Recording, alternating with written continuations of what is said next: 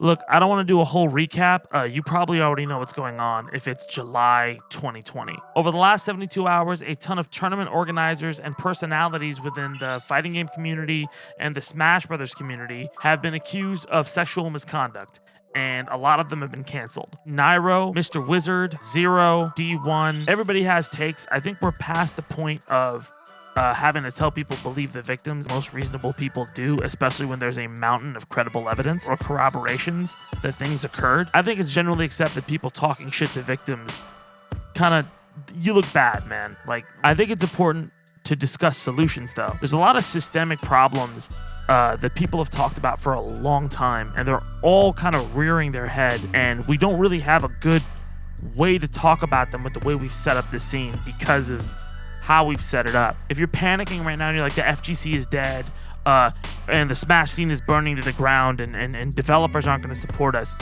it's not the case. If we act in the proper way and do the right things, you have a good chance at showing the community in a positive light by rooting out a lot of these problems. So I got 4 points for you. Number 1, event safety guidelines to protect people. If you've been to an FGC event and you hang around in top player circles or just circles in general where you're not only playing the game all the time, there is a pretty big culture of let's hang out. The fighting game community and the Smash community are kind of like an island of misfit toys. It's a lot of people who have come who are generally accepted for who they are, and all of a sudden you're in an environment that encourages you to be yourself. But there's a disconnect with social cues. A lot of times certain people will act on impulses that are not great, and that eventually lead to predatory behavior because nobody's there to check them. And everybody else who feels really happy to have this community and this scene don't want to call that person out because of fear like you're going to stop the party. Like, all of a sudden, if we call this person out, everything just kind of burns to the ground and tumbles, which is kind of what you're seeing right now. But if you fail to call that shit out, that's when accusations become cancellations, because now you don't know what's credible or not because you didn't take the time to go through the process of dealing with this. We have to have standards in our communities and in these tournaments that pretty much protect people from bad behavior. Rivals of Aether released something, encouraging the community to, if they see something, say something, and check in on people is also a good thing. Now, you can't see everything. There's a lot of it's through private messages and DMs. But if you know something's going on, which a number of times that was the case, you can call it out. Bottom line is the after-hours culture of these events needs to change. You can't put rules on a hotel room, but you can expect the community to have standards about how to handle itself after pools or after finals or after something is over, so people are not ignoring situations where somebody could get hurt or putting themselves in situations more likely to result in bad behavior. Number 2 is communal discussion. It's interesting to me that our communities have so many amazing outlets and journalists and people involved, and our primary discussion place is Twitter. If you get new tech, you go to Twitter. If you want to hear new news about a game, it's on Twitter first. If something happened between players or at a tournament, Twitter is where you're going to find the take. Twitter is not designed for anything other than noise. It doesn't really promote nuanced, critical discussion that betters communities. It doesn't help. It's just a bunch of opinions shotgunned at you, which is great if you're trying to market or build a brand or throw a mob at somebody. But when it comes to having discussions and holding people accountable and dealing with things and building culture, it's tough. It's tough to build culture on a platform full of noise. We have places like event hubs and Smash boards and a slew of podcasts that can discuss these. But, you know, a lot of these places usually just kind of tell you what's going on with the game and tell you updates, and that's great. But at a certain point, we need opinion pieces. There's a lot of people who hate how Kotaku runs things. They tend to sometimes, you know, have differing opinions and a lot of really hot takes all the time, but they build culture around their website. I'm frustrated at Kotaku a lot of the times. You have to have articles and opinions and thoughts to build culture, and you have to have it on a platform not built for noise. So like, we have podcasts, we have places where people can post articles and editorials, and we should use those. We should talk about how to better the community.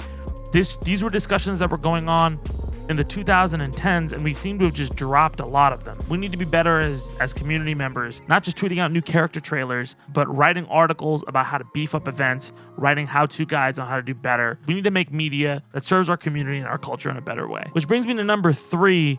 Don't listen to bad faith actors. Not literal actors, but what I mean by that is there are a lot of motherfuckers who are commenting on everyone who got canceled's tweets who do the same exact shit and are celebrating it as if their behavior is excused because this was worse. Bad behavior is bad behavior. And a lot of people want to hijack this discussion and make it less about, hey, how do we keep our community safe?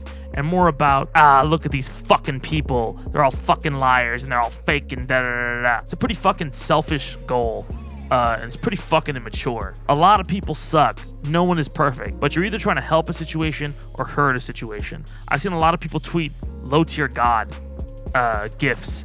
Like, oh, like this is a comeuppance for that.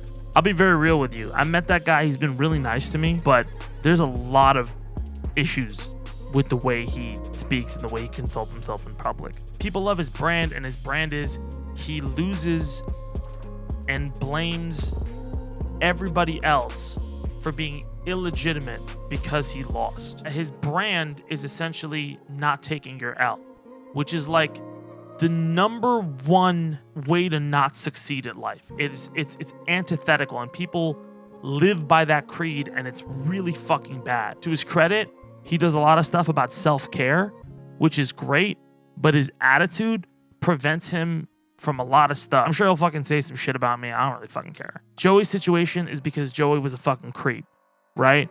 And Low Tier God's situation is Low Tier God was kind of an asshole. It's not a who did worse thing. It's both people were assholes. Well, there's a lot of people who post fucked up comments, and then you go to their page, and it's the same kind of uncomfortable, creepy shit. I've seen so many people on Wizard's post who are calling him a pedophile, who have creepy ass shit on their Twitter page or their web page. And when you call them on it, they're like, oh, well, you're virtue signaling and you're an SJW. Doug, I'm not offended by your outlandishness. You can be outlandish.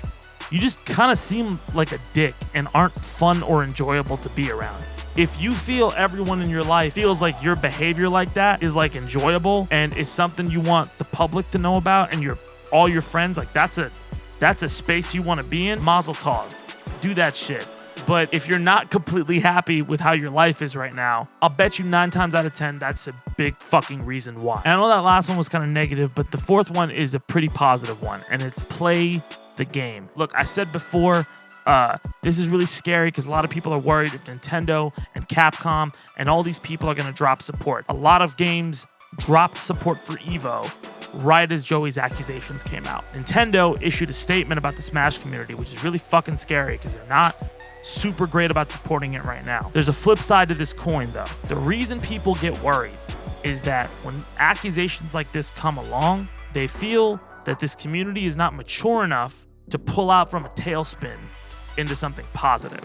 That's untrue. There's many other controversies this community's weathered and built from and done better with. Probably the best thing you can do right now when people exhibit bad behavior that's inexcusable in your community is to move on with the people whose behavior is exemplary and to keep doing it until you find role models. Some people knew a lot of this shit going on, but the majority of people did not. So now it's your job to put forth people who are better examples and role models and move on, because that's how life works. If you put up stronger role models and have them playing your game and people see those people shining at this moment, all of a sudden the narrative changes. You've put your community in a better light. You've pulled yourself up.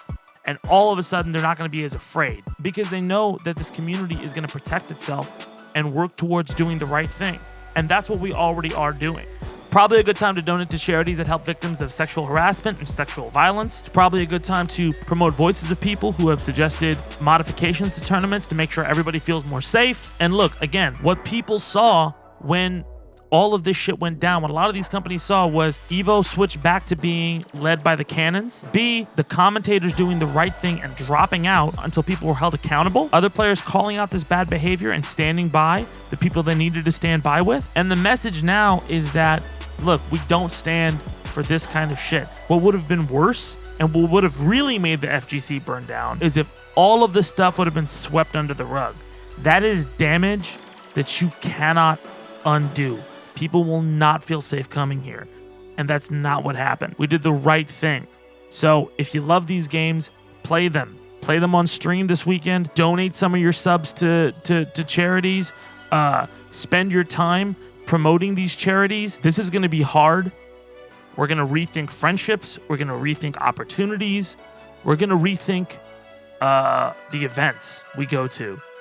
But we will be a much stronger, bigger, and a much more impactful community and a welcoming one if we learn from it. So, learn from it.